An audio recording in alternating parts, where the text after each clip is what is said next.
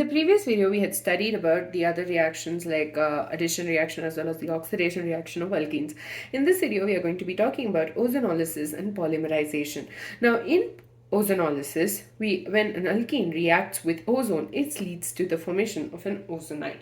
And ozonide is on reaction with zinc and water is going to lead to the formation of certain smaller molecules. Now this reaction is actually used for the identification of a double bond in unsaturated compounds as well as alkenes basically. So first what happens is there's a formation of an ozonide. An ozonide consists of a 5-membered ring. So basically this bonds between the two carbon atoms is going to break, and this is going to give us a 5-membered ring which is unstable. So CH3, CH, CH2, and this 5-membered ring consisting of 3 oxygen atoms is called as an ozonide. Now this on reaction with zinc and water is giving us smaller molecules. So first of all, there is going to be a breakage between both this carbon and oxygen, and this oxygen and this oxygen atom, and this carbon is also going to break these two bonds. So what happens is each of these carbon atoms is going to be bound to one of the oxygen atoms each, and this in turn is going to give us aldehydes. So CH3 CHO plus CH2O or HCHO. So we are getting ethanol and methanol.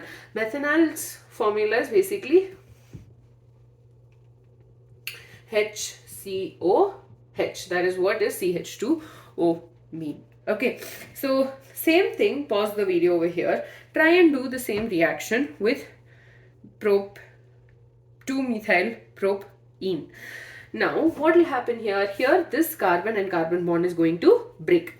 Now just write the 2 carbons. Okay, now this carbon is also attached to 2 methyl groups. So CH3 and a CH3. Now we are going to form a 5-membered ring with the oxygen atoms, and this ozonide structure is obtained.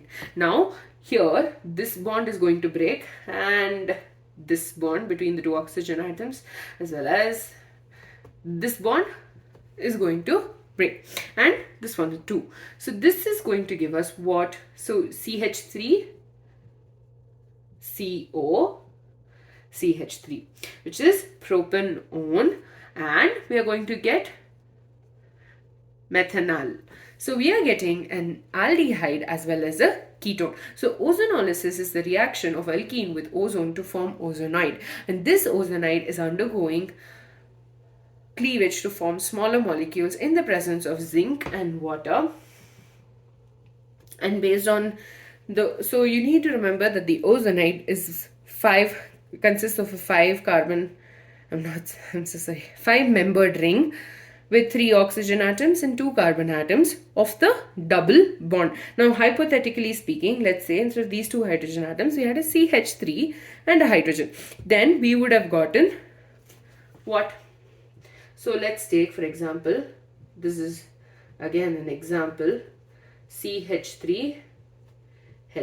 Now when this undergoes the reaction with ozone, the ozonide which was formed will be C and CH3. This is this carbon, and the other carbon is having a CH3 group attached to it.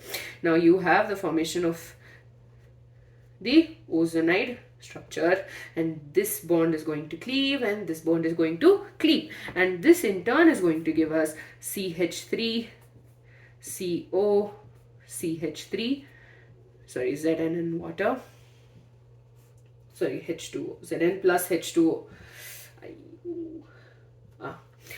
And the next compound that we are going to get is CH3 CHO.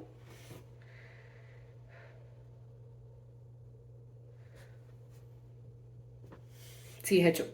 So that is about ozonolysis. The next one is polymerization. Now polymers are compounds which are present around us. Polymers are basically right from our plastic this pen to the polythene bags, all of these consist of polymers.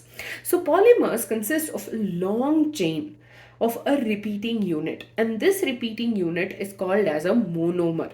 Okay, polymers are long chains which consist of a repeating unit called a monomer.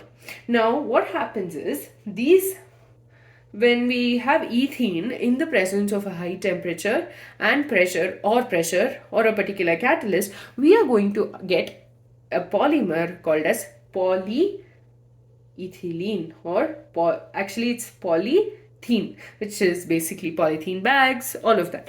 So the product is CH2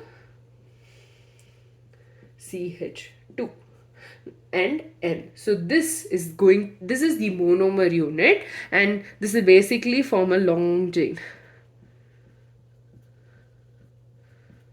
So to denote that it's a long chain, we write N molecules of ethene is going to undergo reaction in the presence of high temperature or pressure or in the presence of a catalyst to give us the polymer polythene. Now in this case, what do you think the product will be? So this double bond is going to break, right? So here CH single bond CH2, and this will form N times, and here you will have the methyl group, which is this one. Okay, and this polymer is called as polypropene.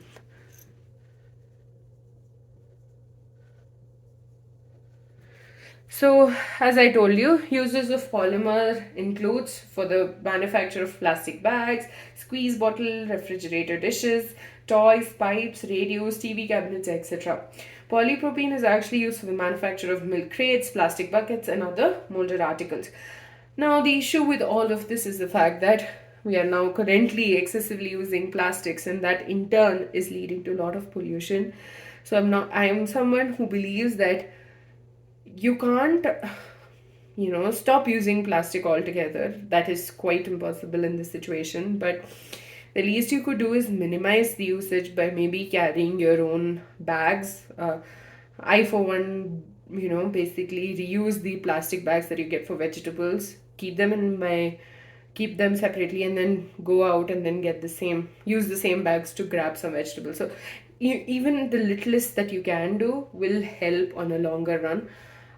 That's the least we could do as individuals. Enough with that lesson. But yeah, so in this video we talked about ozonolysis and polymerization. Ozonolysis, alkene reacts with ozone to give us ozonide, which on reaction in the presence of zinc and water gives us smaller molecules. This ozonide is a 5-membered ring that is formed, and that undergoes a breakage of bond. There's a breakage of bonds that leads to the formation of the smaller products.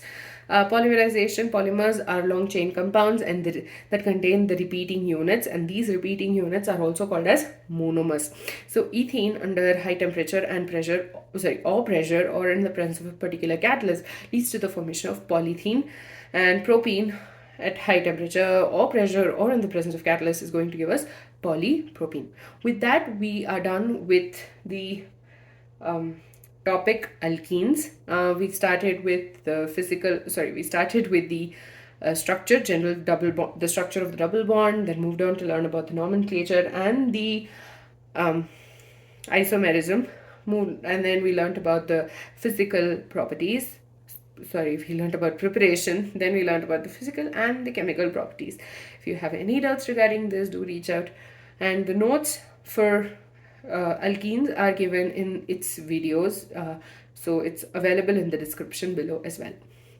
In the next video, we are going to be continuing and moving on to alkynes.